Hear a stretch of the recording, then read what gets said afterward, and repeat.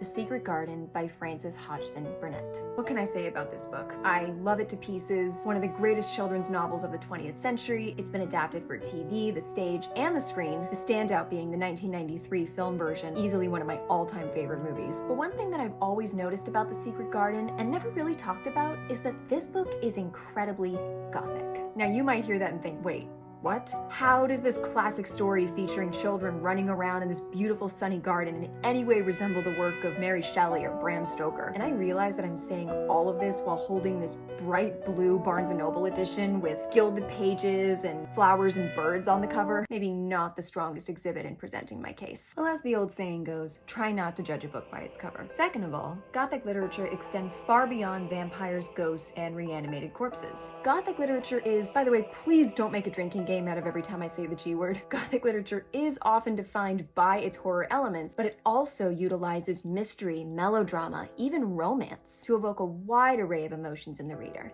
Fear, dread, suspense, longing, wonder. It does this by presenting characters who are often psychologically tormented or emotionally damaged in some way. Some are very innocent and almost childlike in their naivete, such as Nell in Shirley Jackson's The Haunting of Hill House, or Christine Daae in Gaston Leroux's The Phantom of the Opera. Other common character types range from morally ambiguous to downright tyrannical. Think Heathcliff from Wuthering Heights, Victor Frankenstein, and Dorian Gray. Get the picture? Sorry about that. Setting is also a crucial staple in the genre, where the author often creates an atmosphere of isolation and helplessness in the protagonist and the reader by extension. Some of the most recognizable tropes include derelict castles wrapped in fog, windswept moors, dark shadowy hallways with creaking floors.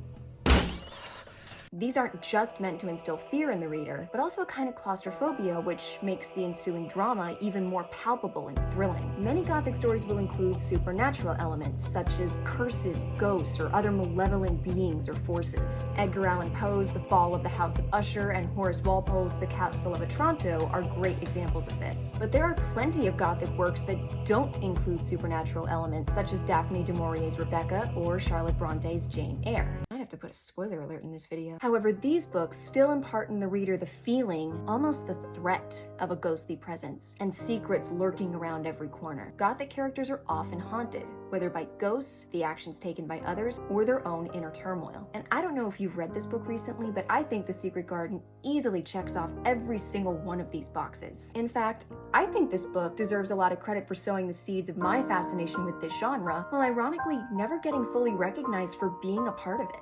So if you're interested in me presenting my case for why this might just deserve a spot among the cobweb shells of Gothic literature, stay tuned for my next video.